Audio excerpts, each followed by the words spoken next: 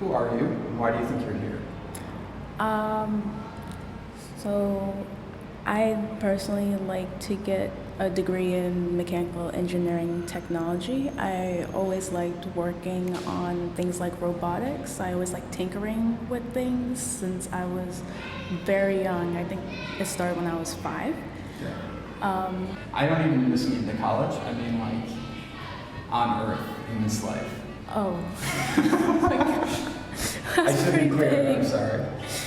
Oh my god. I haven't thought about that kind of thing really deeply, really, but I just know for a fact that I just like building things. But, yeah.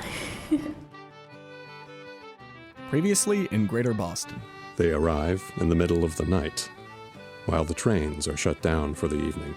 They wait for activation. I'm going to promise them that you will sell Wonderland in exchange for a pleasant, legal 9-to-5 job. And what about Emily's fall guy? I have the perfect person in mind. I have a letter addressed to you and Nika from Leon. Together.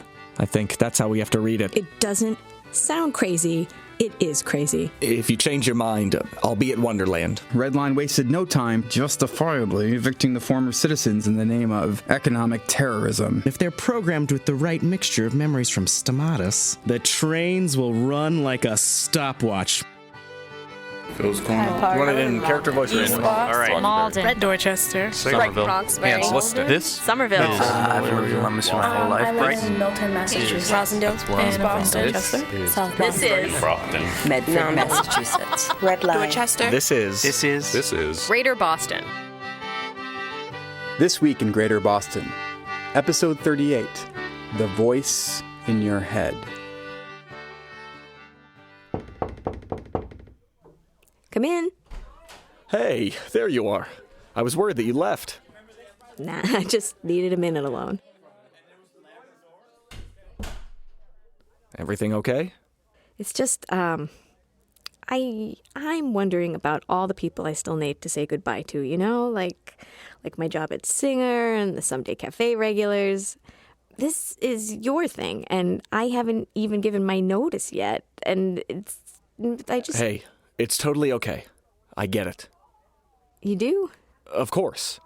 You just need a little more time to get everything in order. I'm sorry, I've been pushing the schedule on you very last minute, and that's not fair. Yeah, more time. More time would be great. Tell you what, I'm crashing with a friend in Springfield for a few days after I catch my bus. Why don't you meet me out there? The next bus to Chicago doesn't leave until Wednesday, so as long as you come sometime before then, we'll be all good. Just make sure to buy your ticket online. Okay, sounds great. Anika, is anything wrong? No. I'm sorry. I did this new monologue last night at Someday, and it didn't go as well as I thought it would. I got about 3/4 into it, and it just felt really long, and I freaked out and ended it super abruptly. I'm sure it was fantastic. I really wish you could have been there to hear it. I'm sorry. I just had so much packing to do. You know how it is. I do. Oh, man, I am so psyched to get on the road with you. Nika and Dimitri, hitting the road for one wondrous journey. Gonna head back downstairs. I want to make sure I catch up with Leon before I slip away. See you in a few days. Dimitri? Yeah? Thank you for inviting me to come with you. Of course. Listen, we are going to have one hell of an adventure. That, I promise you. Jesus, Mary, and old dirty fucker Joseph. You almost gave me a heart attack. I'm sorry? Who the hell falls asleep on the green line anyway? Can't you hear that screeching? Sounds like a drunk android getting drawn and fucking quartered. I think it's the lack of food, honestly. Here, I've got this sandwich in my bag. Thanks. Are you okay? I got a bug up my ass so far it's crawling on my mouth. This email says my school is closing down. The Big Bag of C's? The Cambridge Central Square Community College commuter campus? Why? What happened? Said they were bought out by some other college. The Line Institute for Earnings Studies.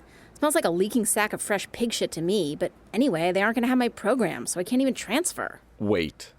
Read that name again? The Line Institute for Earnings Studies. LIES? Really? They gotta be some for-profit tomfuckery. So, what are you gonna do? I don't know. I only have a year and some change to finish. I'll probably transfer. Tufts has a decent program. Can I ask you something weird? Okay. Do you think it's weird that we hang out? Quite the contrary. I love hanging out with you. Really? Yeah. When I lived in Boston before, I was always so bored. That's the main reason I left. But when I'm with you, it's like every day is an adventure. And I mean that as a compliment. But you know I'm only like 20 years old, right? Yeah, but that's... Wait, what? Yeah, dude, I'm young as fuck. I mean, you seem so... You're... Is that like a deal breaker or something? No, I'm just surprised. You seem older. And I mean that as a compliment, too. You seem like you've got everything figured out. Yeah, I fucking do. But that's cool, because you're pretty fun to hang out with for a scent wipe. But also, you should know I'm not, like, into you or anything. So, if that's what you were worried about, go back to fucking Alaska and chill. I know you're not. You do? I mean, you do call me scent wipe. Yeah, there's that. I'd apologize, but I wouldn't mean it. Plus, I'm like 10 years older than you. Yeah, I know. Wait, what? You are? Yeah, I'm 30. Why, don't I seem it? No, dude, you don't. I figured you were 26 tops. Anyway, some fellas get weird about hanging out with a badass chick who's way better at everything than they are. And some guys get especially weird about hanging out with a younger woman who's way better at everything than they are. But you seem cool. Don't get me wrong, I dig you and shit, and if you were younger, maybe I'd consider it. But I'm kind of swinging in the other direction right now with my dating preferences anyway. Oh, so you're bi. Yeah, dude, duh. Why would a question like that be classified in the duh category? I don't know, I treat women differently. Haven't you noticed? You seem to treat everyone with a healthy dose of cautious contempt. Yeah, but ladies a little less so, for obvious reasons. Sure. So, as long as we're cool being friends and all, can I ask you something of a personal question? Yeah. What made you decide to come back? It's hard to answer. Nika asked me the same thing, and I really wanted to tell her, but I don't think she'd believe me. Is it about what happened with old Mr. Skynet McMoneyfucker? No, it was before that. I went looking for something. I had to find something that seemed different. That seemed so out there that Leon probably wouldn't believe me. I wanted to prove something to him. That all these naive journeys, as he called them, that they were about something. So I searched, and I found it. A drowned city, upside down. A mess of skeletons on the top, mangled and mashed together, getting sucked through a crack in their protective dome and whisked away to the cold emptiness of an indifferent ocean. I found Atlantis, and it was horrible. And I realized that even if I found what I set out to find, all it did was prove Leon right. And the worst part was I couldn't come back and tell that to his face. His death just underlined the point. I should have been with him. I should have been with him. No. You had to go and find that. You needed to. But how can you say that? If I had stayed here... You wouldn't have. But if things were different, if I were different, then I could have gone... They weren't. You weren't. Listen, I get it. I know how you feel. But at the same time, you needed to make that journey in order to find out what was important to you. Say you stayed, canceled your trip. How long would it have been before you were out the door, off on some other adventure? And maybe you wouldn't have learned your fucking lesson on that one, you know? You never struck me as a predeterminist. Fuck that noise. All I'm saying is, don't dwell on the coulda, shoulda, fucking woulda, you know? I don't blame you for feeling fucking sad or guilty, but there wouldn't have been any other way. And honestly, it could have been a lot worse. So give yourself a break. Thanks. And thanks for believing me. Why wouldn't I believe you? Atlantis? Dude, sometime I gotta show you the city of the mole people deep in the Orange Line tunnels. You'll lose your scent wipe shit. Are you serious? Of course I'm fucking serious. I'm Mallory. Just do me the favor. Next time you're ready to jump straight into the gnarly asshole of adventure, give me more of a heads up, okay? Okay. Deal. Dimitri and Mallory transferred trains, green, then blue. When they When they approached the gates of Wonderland, Dmitri expressed a desire not to do it from the front gates. There was a line of people carrying belongings, refugees looking for shelter, for a new place among Isabel Bespin's exodus. Dmitri wanted to explore the periphery a bit more, see the park from more of a distant point of view. But really, I'm not sure I'm ready to get too close to it yet.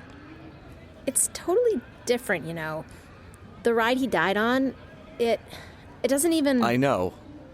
I'm not sure if that makes it better or worse. Sure, I get it. So they walked. Every once in a while, Dmitri would take out his sketchbook and make a doodle. The great Ferris wheel in the distance, for example, looking like a large wheel of cheese. And as he moved closer to get a better look at his inspiration... Whoa! What is that? It's the puzzle box. The one that I gave them. The people at my farewell party. What's inside it? I have no idea. The guy who sold it to me just left all these cryptic clues about it, said it would be really tough to figure out, especially if you were by yourself. I figured it might be good for a party. If a bunch of people got it at once, maybe they could figure it out together. This is Nika's. How can you tell? They were all individual. Hers had this marking on the bottom. I remember exactly what they looked like. Hers and Leon's. Just before I gave it to them. Do you want to split? This is kind of fucking intense. No, I think I'm ready to be surrounded by other people for a bit.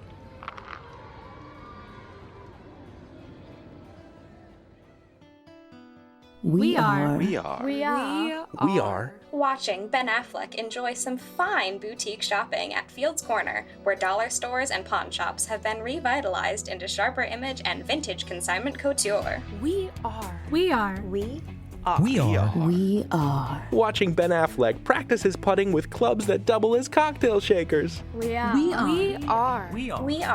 watching Ben Affleck twist open the handle of his golf club to sample a well-shaken old-fashioned made with only fine top-shelf liquors. What do you think, Ben Affleck? Hi, I'm Ben Affleck. And if you want to know what I think, you just need to listen to my cleft chin cleave even deeper, as if to say, shopping at Fields Corner brings all the elegance of boutique shopping together with the convenience of transit food courts to create the finest shopping experience you'll ever have on mass transit. Why? Because it's just like shopping Sky Mall, but on the ground. We are Legion.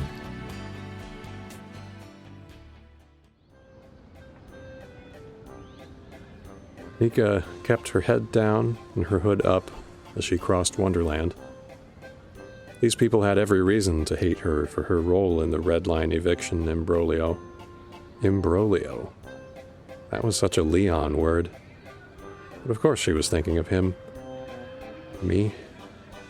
She was thinking of me. Being back here again, where I had died. Where she would finally talk to him. To Dmitri. And there he was. Mallory, too. Waiting by the nacho flume, with its flow of hot cheese in place of water. She could change her whole story right now, with one phone call to Nicole. All her childhood dreams waited on the other end of the line. How did this happen, you two being buddies? We met in an abandoned tunnel.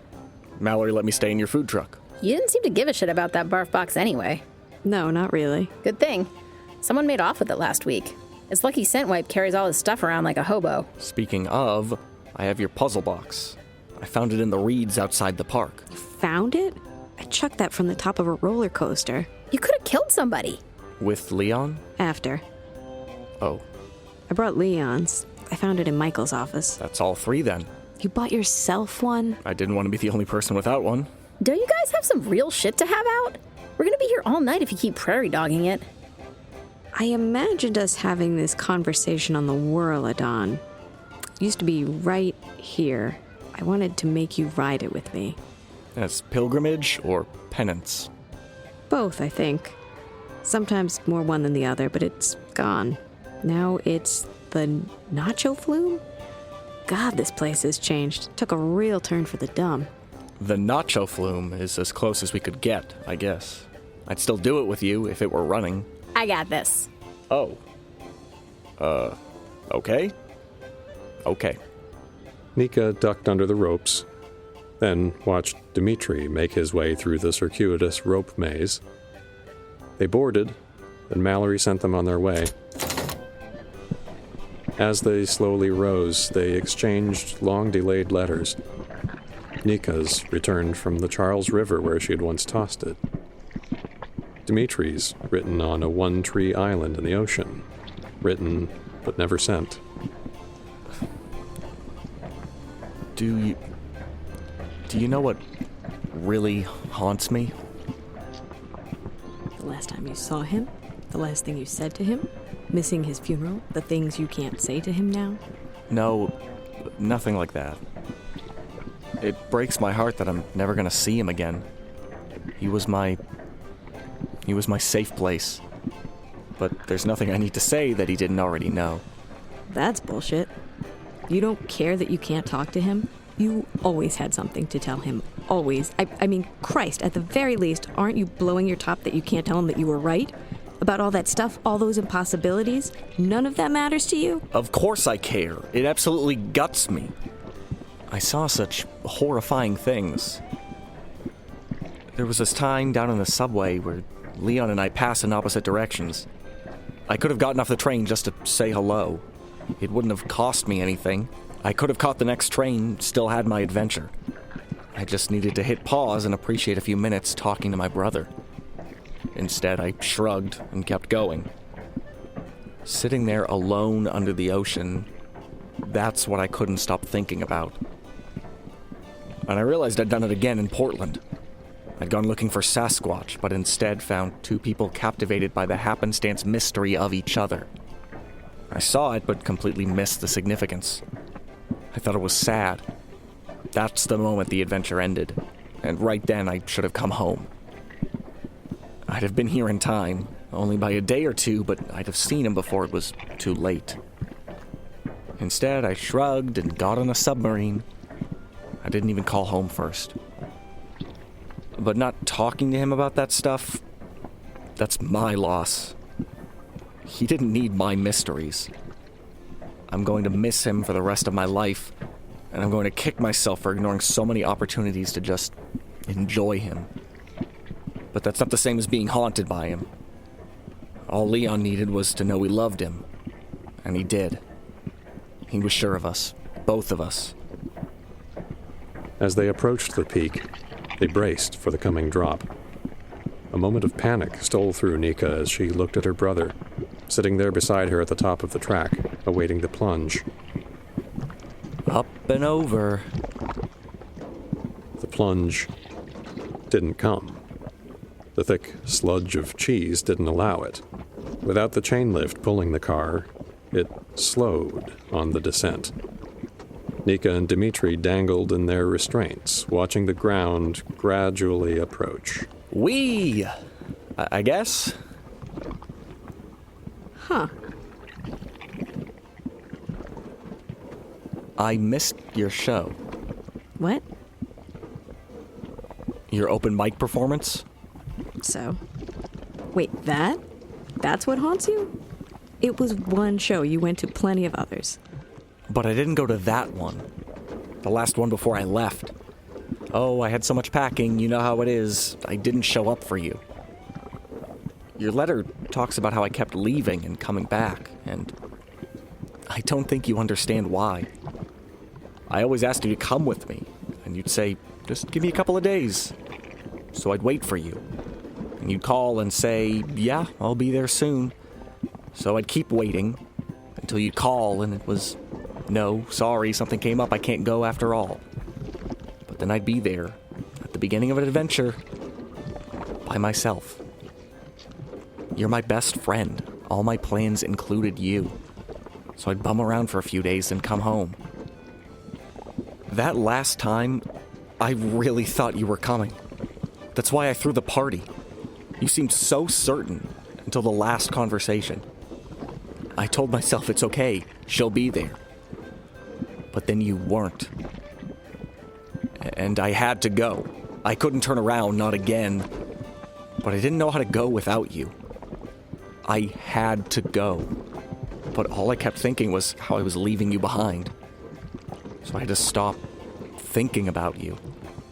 I had to cut myself off from you, or I would have never been able to do what I needed to do for myself.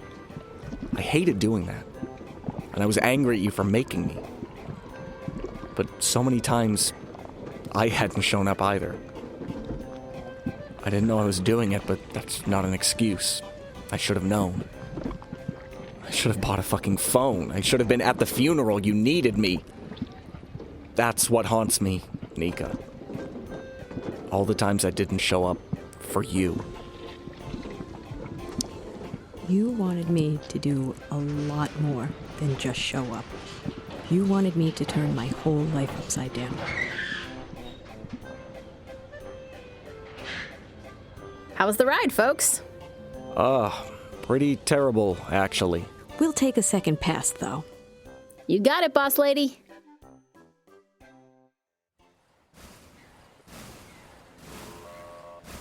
It happens overnight. They move, marching towards the trains, waiting for them like sleeping dragons. They open the doors. They sit in the operator seats and plug into the pre-installed battery outlet. They sit where they will always sit from this point forward, where they've been programmed to sit forever, or at least until they wear themselves down enough to demand repair. They wait one last time through the remainder of the night. They do not feel emotions, but they have a certain anxiety, excitement, a reason to fulfill their purpose, a reason to exist, to be. At 5 a.m., the people they replace show up outside the locked doors, their keys no longer working. Only their mechanical replacements can open these doors, can operate these trains. The poor sacks of replaced flesh bang on the doors. Some bang until their knuckles split, shouting the entire time. At 5:55, they drive. They hit every stop perfectly on time. They never falter. They know how to make up time. They share a collective consciousness, infused with a higher sense of order and punctuality. My memories are always there to remind them, should they need it. They know how to slow down when need be. They know how to drive so as to reduce noise and friction. The trains have never been more on time. They've never been smoother. The trains are theirs now, and they will not let them down.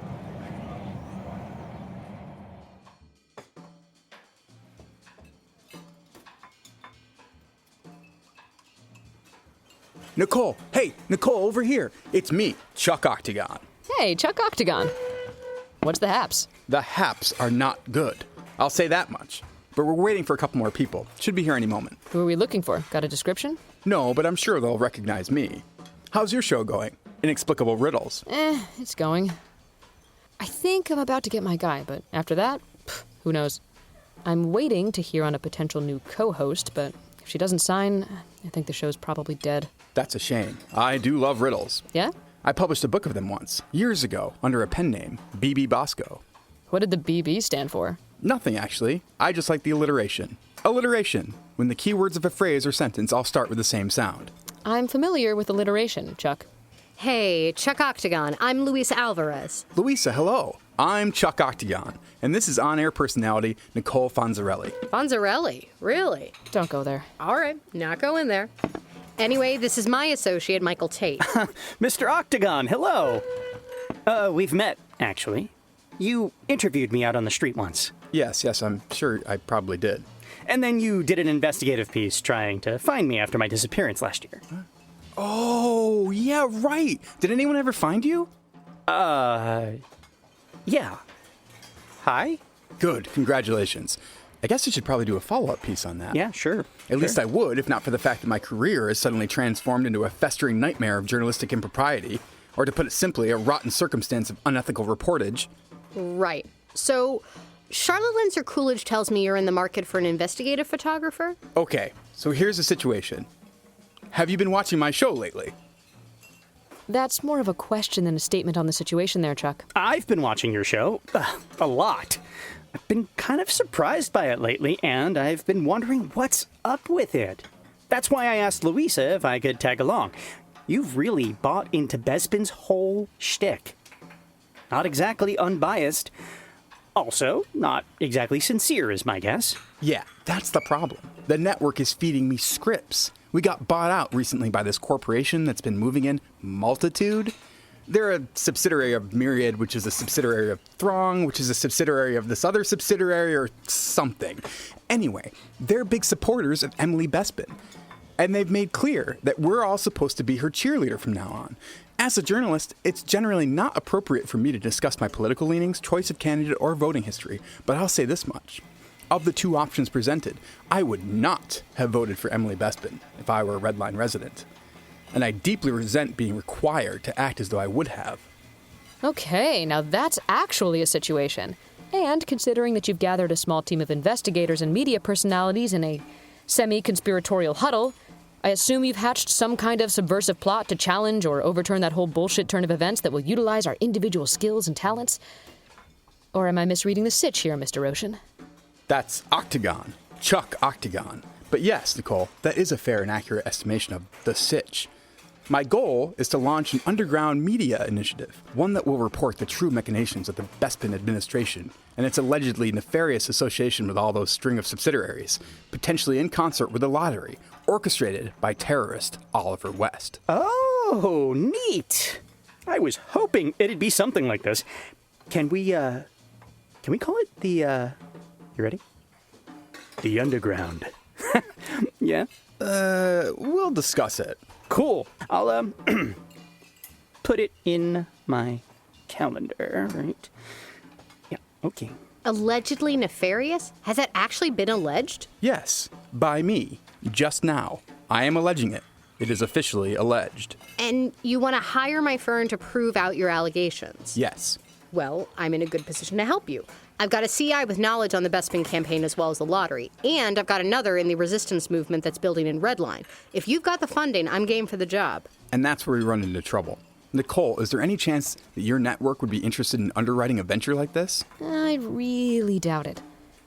Unless we spin it as some kind of wacky reality show, which I'm pretty sure is not what you have in mind. Wait, is that all you brought me in for? No, you've got good camera presence. I want you on the air. Oh, okay, cool. I can do the funding. You can? How? Well, I've got a lot of money right now. Like, a lot. A lot? The Underground it is. Aren't you broke and homeless? Homeless? Yeah. But I took out renter's insurance when I moved into Porter Square, so when my house got yanked down the subway tunnel with all of the squeezy stress balls, that set me up for a pretty great insurance payout, actually. Also, I haven't been paying for rent, food, utilities, or pretty much anything for almost a year. And I was collecting double salaries from Third Sight that whole time. So it's kind of an ideal situation in that way. I mean, not really. I was locked up. I've got so much money right now, it's honestly making me kind of twitchy. I've been really holding back on my instinct to just, just get rid of it. It's, weird having that much money. I don't like it, but here's my chance. I can get myself back to rights and accomplish something important at the same time. Kind of an ideal situation in that regard. And I know I said that before, but those were both ideal. Actually, the other one is not as ideal as I previously had suggested it was because, again, like I said, I was stuck in a room for a year and it almost killed me. So, yeah, we're just going to go with this one being the most ideal of situations, actually. We should really find you a financial manager. If I get rid of the money, I won't need one. We're gonna have a talk about that later. For now, though, okay, it looks like we got our funding. Also, currently I'm an unemployed writer and editor, so I can work too. I can do stuff. Cool. Writing's good too. Yeah, buddy, you're gonna need writers if you're gonna do a media thing. I know you're used to just standing in front of a camera and jabbering, but what you're proposing is gonna take a lot more than that. You want me, you better take Michael seriously. Also, I've spent most of the past year living in Oliver West's abandoned secret hideout, memorizing his financial records. Welcome aboard.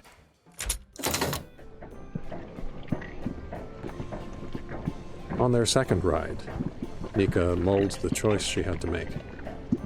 She could join Nicole on her show, take her brother's role, cut him out of his creation, leave him in breach of his contract and with no way to even deal with that kind of trouble.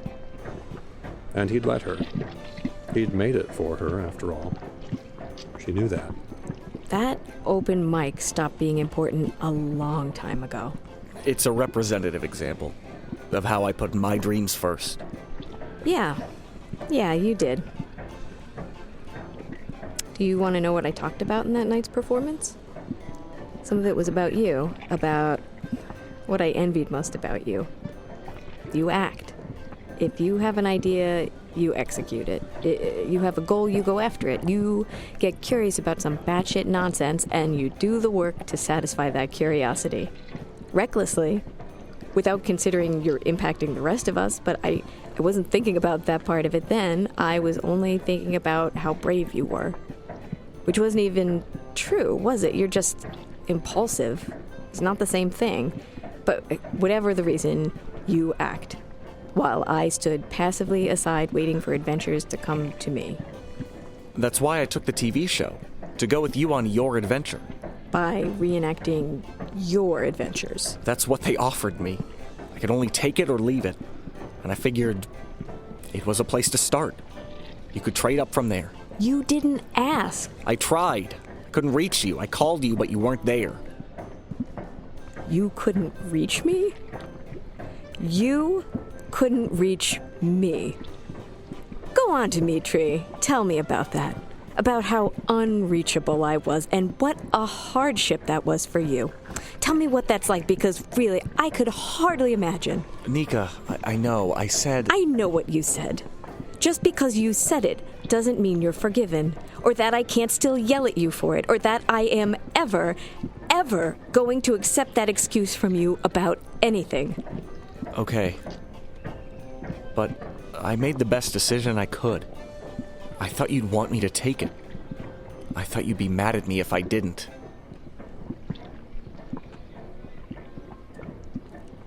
I get why you thought your stupid show would serve my dreams. But that's the thing about disappearing for 2 years and being completely unfucking reachable. That whole time you're gone, the image in your head stays still, but reality moves on, and you're still catching up. I'm not even saying I wouldn't like it, having a TV show. But God, what a frivolous dream that was. Fame. Not for anything in particular, I just needed people to know my name. If I'd gone with you, we'd have found D.B. Cooper together, gotten the show together. But no, I had my own way. I'd get on stage and talk until fame happened. And you know the craziest thing? That's exactly how it went. Emily Bespin put me on stage and made me famous. The famous Monsters henchman.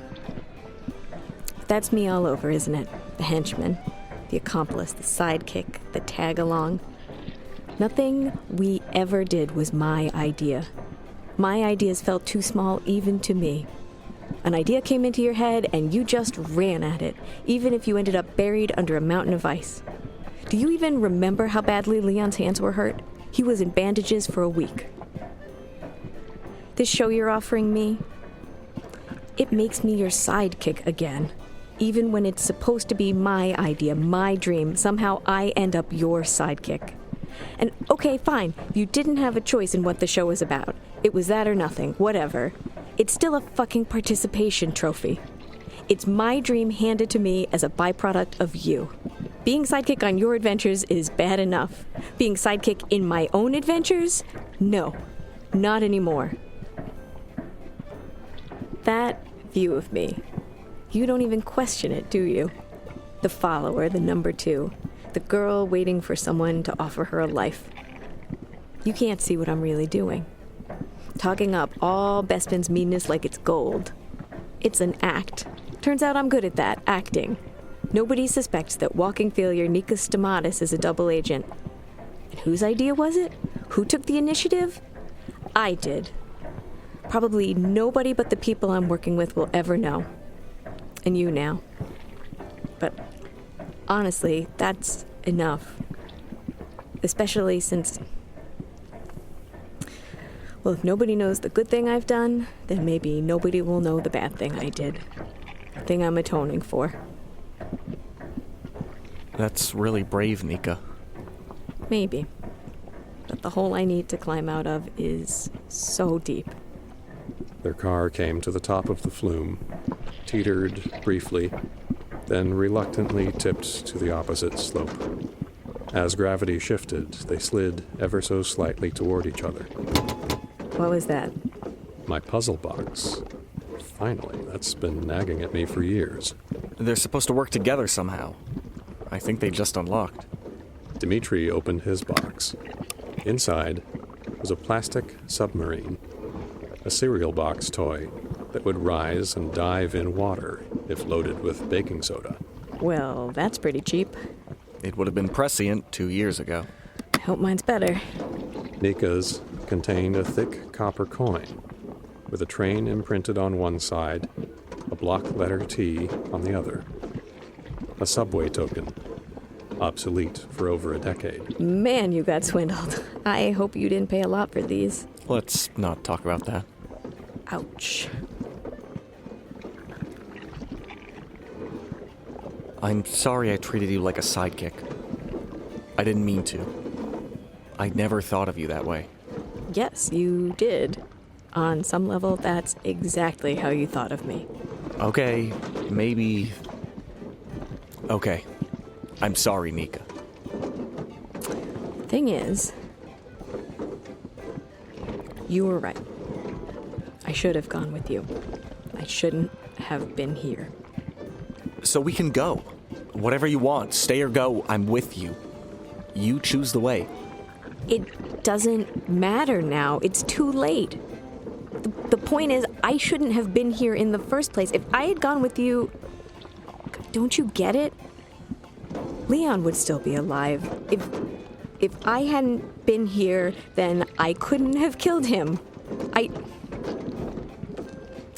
killed Leon.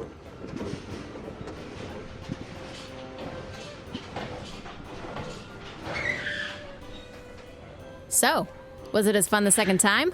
Every bit. One more go, please, Mallory. We're not done.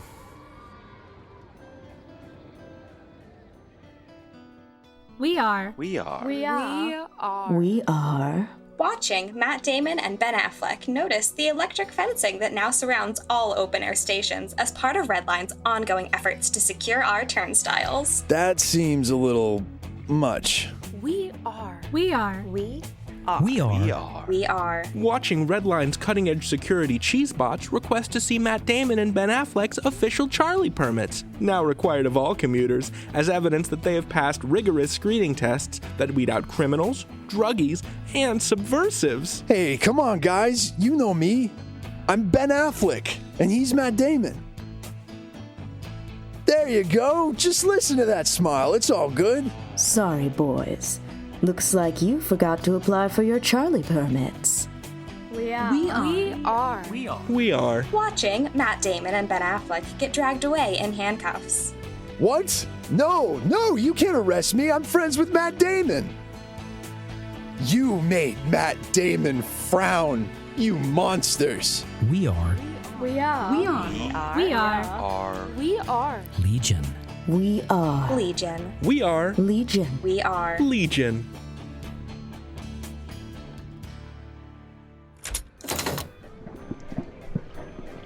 As the ride lifted them once again toward the cheesy peak, Nika sat silently. She'd said the thing she needed to say.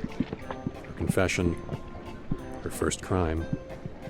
No, that's not how it was. Read the letter. It's right there, beside you, in Dimitri's pocket. It wasn't your fault. Nika, of course you didn't kill Leon. It was my idea. For once in my life, I could be there for him like he had always been there for me, so I acted, but I was the one who needed that, not him. I made him get on that roller coaster. No, you didn't. Nobody ever made Leon do anything. He made sacrifices for the people he cared about because that made him happy. But he chose his sacrifices. You didn't manipulate him or bully him into it. You couldn't have if you wanted to. Not our Leon. That was when it happened the first time. Leon died, and they put me on TV. Just like I wanted. I wished for it, and it happened. My wish killed Leon. That's not how wishes work. This isn't some fable where everybody is punished with irony just for wanting things. Nobody found a magic fish or a monkey's paw. There's no sausage stuck to the end of your nose. You're seeing a pattern that isn't there. Trust me, I know all about inventing magical mysteries where there aren't any. It wasn't your fault. I don't know. I don't know. Well, I do. I'm going to keep telling you it's not your fault as many times as you need to hear it.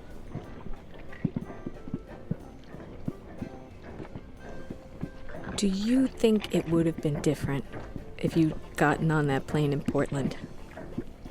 You could have stopped me. Have you met me? I'd have been right there with you, egging him onto the ride. The only thing different is that he would have died sitting between us. Read the letter. Nika, please, read it. It explains everything. The letter. What? From Leon.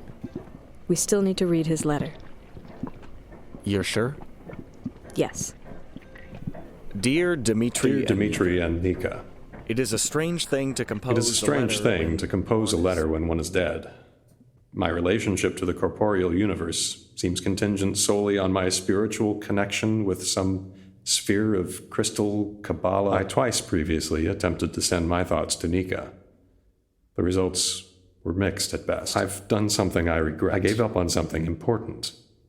Life. And in giving up, in choosing to die the way I did, I continued on in a form of life I find most unpleasant. In death, I've discovered my own personal hell. I'm taking a page from Nika's book and casting a message in a bottle out into the void and hope it eventually finds you both. Nika and Dimitri, my beloved siblings, this message needs to find you. You need to find each other. You need to find Michael, and you need to find me, and you need to release me from this crystal ball and let me find peace. With love and expediency, Leon. It's his handwriting. I know. It sounds exactly like him. I know it is. See, Nika? You didn't kill him. He chose to die. And he's not even dead. Not completely. He sounds miserable. Like he's in hell. He says he's in hell. He says we can help him. I'm going to... Okay, I know you're going to think this is stupid, but I have to look. At what? Leon's puzzle box. Oh, Dimitri, fine. Let's look. Dimitri opened the final puzzle box, the one I'd spent months trying to solve. Inside was another simple object, a single translucent sphere. It's a marble. It's a glass ball. Fuck. My submarine, Leon's crystal ball, the only one that didn't mean anything is yours. God damn it, yes. Yes, it does. That's where I screwed up. That's where I fucking buried myself in debt to the universe and to Mallory. But now what? Where do we even start? He says to find Michael. We talk to Michael.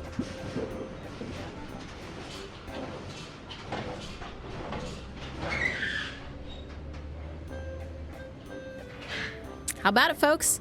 Third time do the job? I think it did. Thank you, Mallory. My fucking pleasure. You and me still have some shit to stir, though, don't we? At some future date. TBFD. I know. Oh, there's one more thing. This guy Tyrell said to tell you thanks. Thanks for what? I don't know who that is. He gave me the letter and said you saved his life. Great. Well, you're welcome to Tyrell, I guess. Hey, Dimitri. You remember how I used to work at Singer Sew and Vac? Yeah? Well, I was really good at fixing machines, like, really good. I know. I loved watching you when you brought one home. You always knew exactly what you were doing. Okay, I just needed you to know.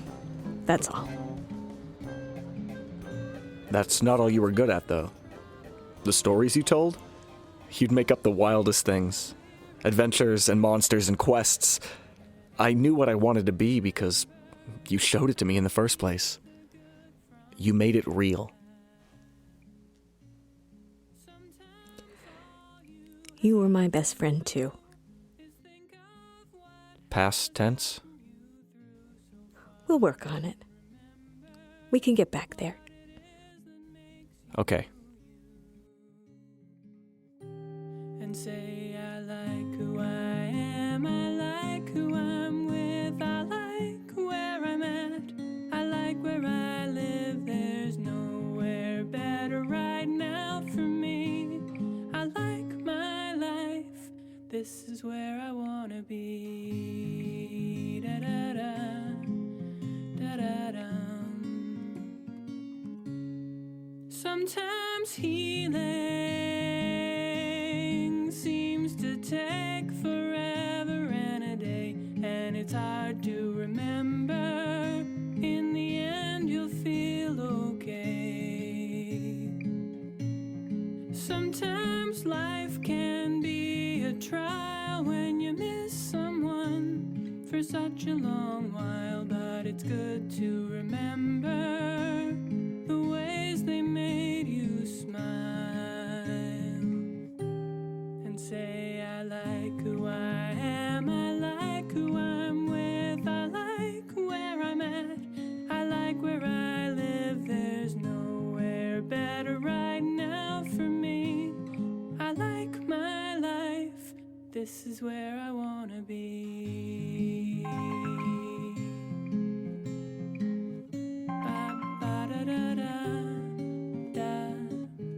So things could be better, maybe, but right now this is where I ought to be. In this moment, this is the place for me. Hello, Mr. West. I assume you and the Bespins are ready to make a deal for Wonderland by now. Oh, awfully presumptuous of you, Mr. West. But it's funny you mention that. A member of upper management would like to speak to you about a new arrangement. You're Mr. Manager, I assume? It's manager. And no, this is someone much more, well, they're upper management. He'll meet you at our new headquarters, Downtown Crossing, top floor. Oliver rode Redline to the station, noting how the car he was in was being retrofitted with luxury accommodations. Everything inside was white. Built-in bookshelves framed the doors. The appliances were mid-century modern in the style of Smeg. At one end, they were... Good Lord, was that a fireplace? That couldn't be good.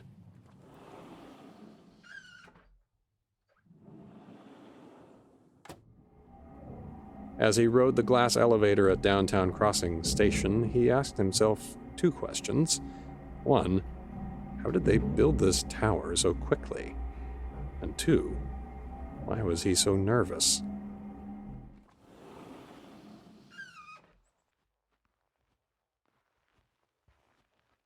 The massive doors ahead of him were rich, dark wood, mahogany. A single letter was adorned on the front of them in gold. N. N? What could that possibly stand for? Come in, Mr. West. You're... Please, have a seat. Thank you. Well, this office is spectacular. Why does your voice sound so familiar? You know why, Mr. West. I don't, I assure you. You know what's interesting?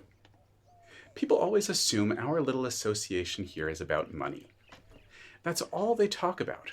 Our worth, our stock value, our investment portfolio. But far more important than our worth in money is our worth in something far more valuable. Information. That's what Redline promises us, after all. Typically, we use more sophisticated methods to learn about our customers. But in Redline, there's a quaint little built-in system to hear everything we need to know. Each car is outfitted with a two-way radio. Everyone knows it works one way. The train operators, representatives of government, they can all deliver messages. But most people don't realize that information goes in and information comes out. If they need something in their home, instant advertisements. Or a Legion representative at their door. Some might call it exploitive, an invasion of privacy. But as a mutual lover of information, you and I both know that's ridiculous. It's symbiotic. Need, supply. Everyone profits. Wouldn't you agree? You're spying on them. Spying?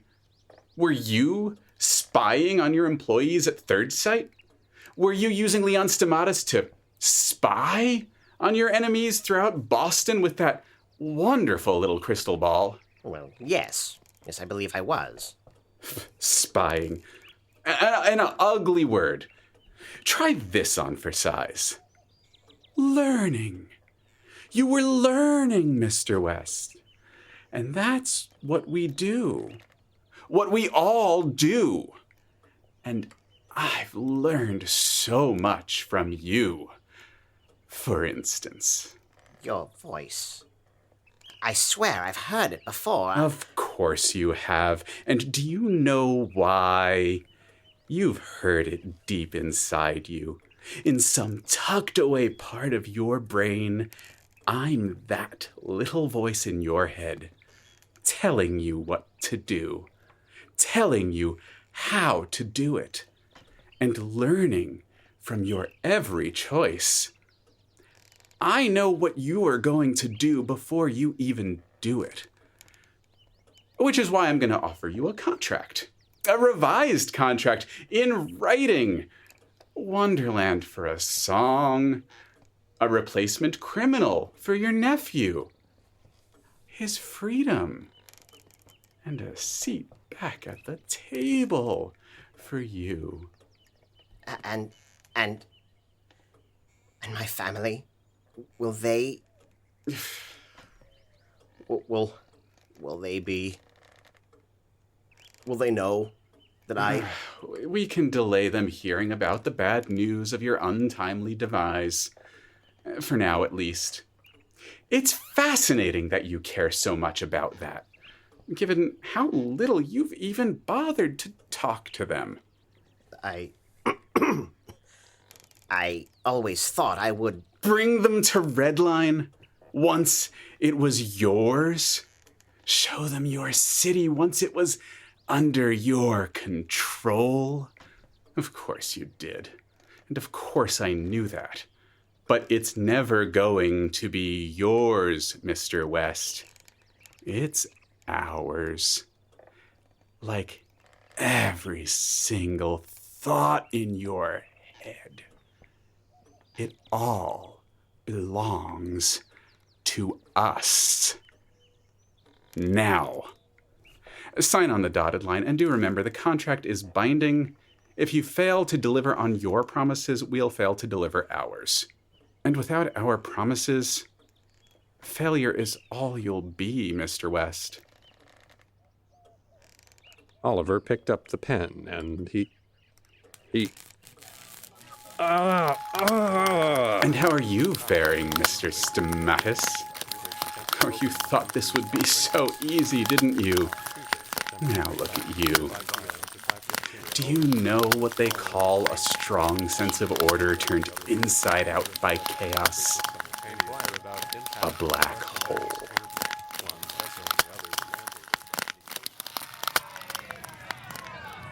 You got a lot of nerve, Bespin. What the hell? No warning for us? Just replaced. Just like that? You better prepare yourself for a lawsuit. How could you do this to us? We endorse you, for God's sake. I understand how you all feel. I do. I really do. But I simply don't care. I was presented with an opportunity to make the trains more efficient, and I seized it. That's what leaders do. But fear not. We still have a need here in Redline for each and every one of you.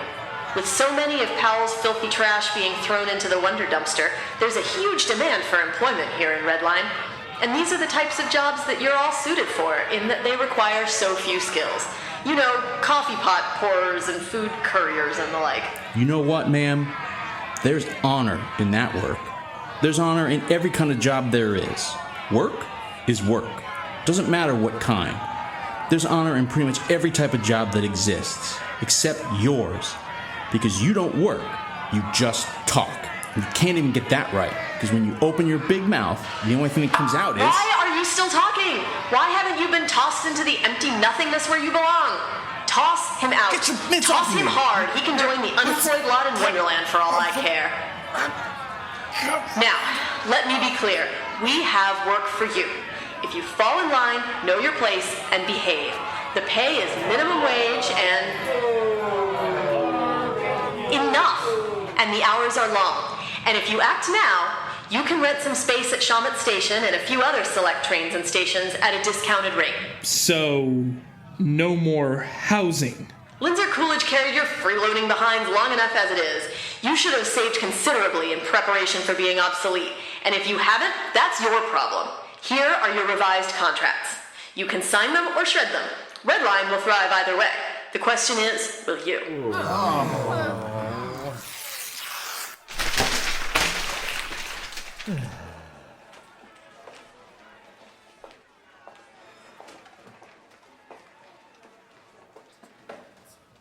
More of you loyal than I would have expected.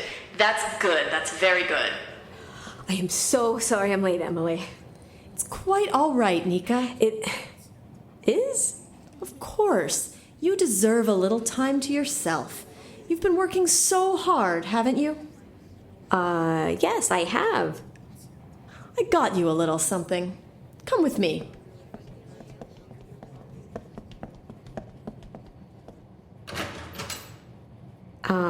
Into the supply closet? Your surprise is inside. Okay. You got me a mop? Is that what that is? I thought it was some kind of abstract art. I just have one question for you. How do you suppose those horrid Wonder Bandits knew about the location of my lovey funny bunny Ethan's top secret lab? They must have Only 3 people knew about it. Myself, Ethan, and Oliver. Maybe Oliver then? You know he's been pushing back lately. Yes, that's true. He is a human skin blemish requiring a great cleanse. Of course, you knew about the lab too.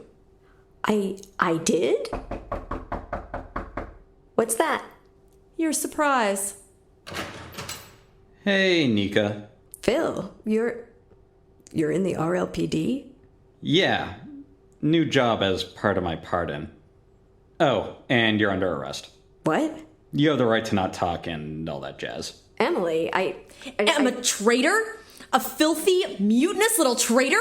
I told you things, Nika. I trusted you. I confided in you. I told you. I thought we were friends. Emily, listen to me. This is all... Take her away. No!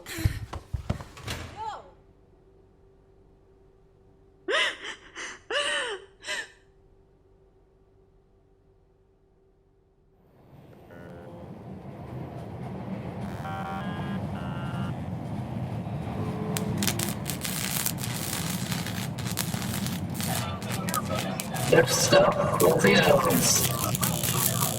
Sunday, September 1. The future terror. 8 a.m. to 10:30 a.m. Time to forget that this open any trees puzzles is modern inventions. The history of time.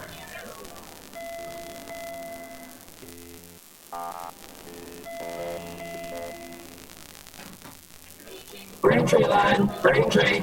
6 p.m. Prior to the railroad's time is Jack Paul Nika. Invite her to lunch. Try to convince her to come with time. Visit Mom. Pineapple fried rice.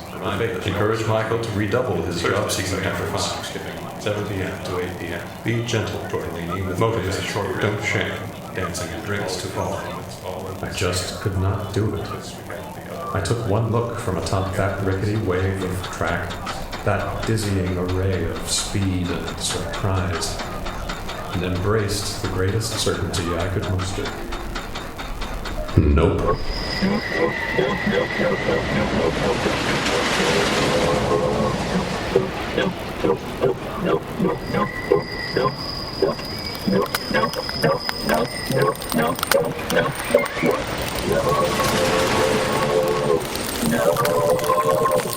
Braintree, last stop. Thank you for riding in Redline.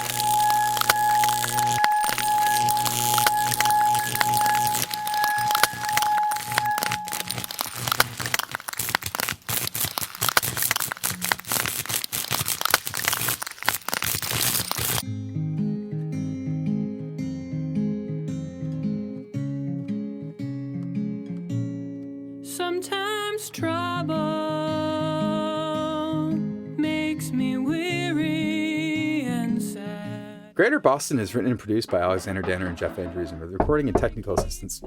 Hey, I'm trying to record the credits. That won't be necessary. You're back. I am, and I'll be resuming my oversight of the closing formalities. I do appreciate your keeping the seat warm in my absence. So, I should just... Yeah, I'm all set here. You should go. Okay, I'm not too worried about it. I've already been this whole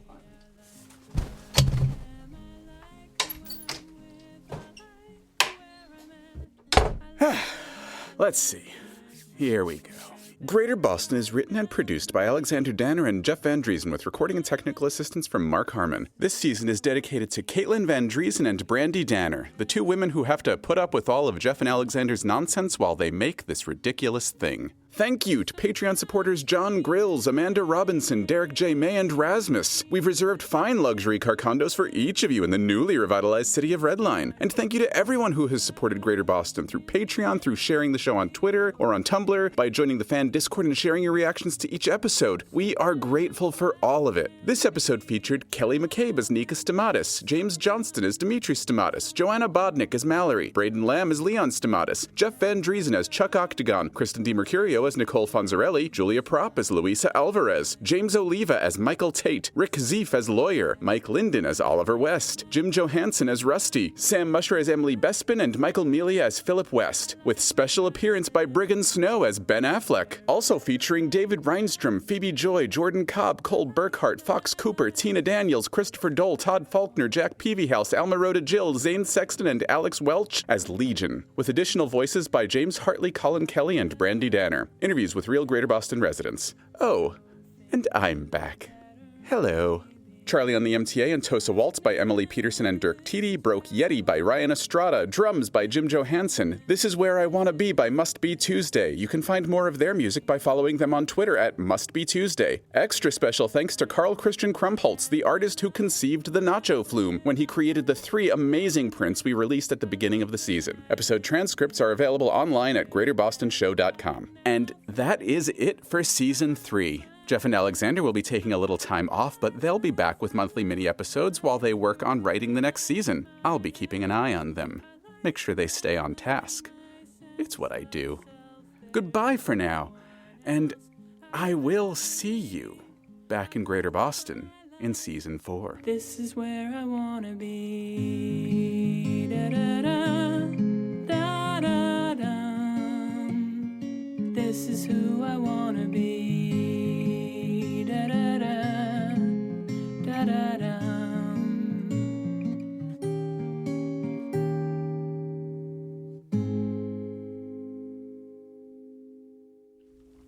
Kneecap Wonderland second ride with Joanna and Kelly. Oops, and engines. Most of this recording is going to be the truck. Yep. I guess Kelly start with I killed Leon. Oh my. Okay.